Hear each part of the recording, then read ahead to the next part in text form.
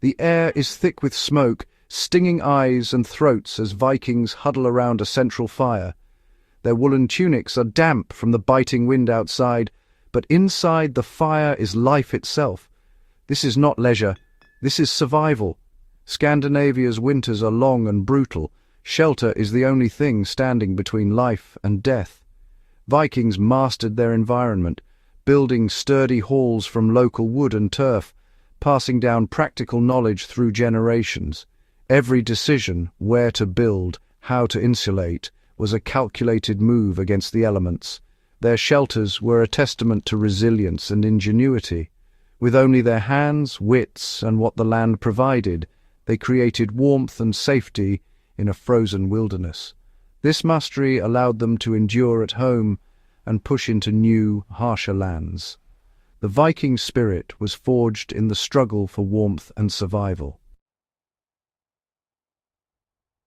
The longhouse was the heart of every Viking settlement, a massive, boat-shaped structure built to withstand fierce winds. Timber frames, thick turf walls, and a roof of birch bark and grass provided insulation and strength. Inside, a central fire pit offered warmth and light, while smoke drifted out through roof openings. Families and livestock shared the space, with raised platforms for sleeping and working. In treeless places like Iceland, Vikings built with turf and stone, adapting to their environment. Every element of the longhouse served a purpose. Curved roofs shed snow, thick walls trapped heat, and animal body heat added warmth. The longhouse was dark and smoky, but it was a sanctuary, a self-contained ecosystem for survival. It was more than a home, it was a fortress against the cold. Here community thrived, and every winter night was a victory over the elements. The longhouse embodied Viking practicality and unity. It was the safe, warm heart of their world. In a land of ice and shadow, it meant survival. Vikings were not always settled. They were raiders, traders, and explorers, often far from home. On the move, they built quick shelters, lean-tos against rocks, tents from ship sails or turf-covered frames. In forests, spruce boughs made waterproof roofs. On open ground, turf or hides did the job.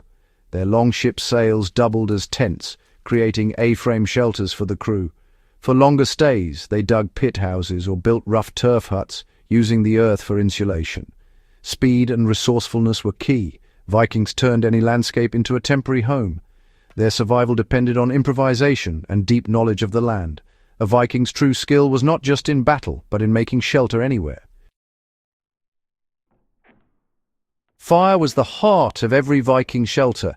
Without matches, they used flint, steel, and tinder fungus to spark life-saving flames. Choosing a shelter site was crucial, out of the wind, near water and wood, and safe from natural dangers. In Iceland and Greenland, timber was scarce, so Vikings built deep turf and stone houses, insulated by earth. They connected rooms with turf passages, creating warm, sprawling homes, even in volcanic or icy landscapes. At sea, survival meant woolen clothes, oiled leather, and fur sleeping bags on open longships. Vikings navigated ice and storms, sometimes camping on ice floes, always adapting. Their genius was in creating warmth and safety anywhere, on land, at sea, or on the ice. They didn't conquer nature, they learned to live within it. Adaptation was their greatest strength. For Vikings, shelter was more than walls. It was the heart of community and hope. Around the fire, they shared stories, repaired gear, and built resilience for the harsh world outside. A warm, dry shelter restored spirit and resolve. A cold night drained it. Building shelter was an act of defiance and survival, a testament to their will. Today we can learn from their resourcefulness and connection to the land. True wealth is practical skill, making fire, finding water, building safety.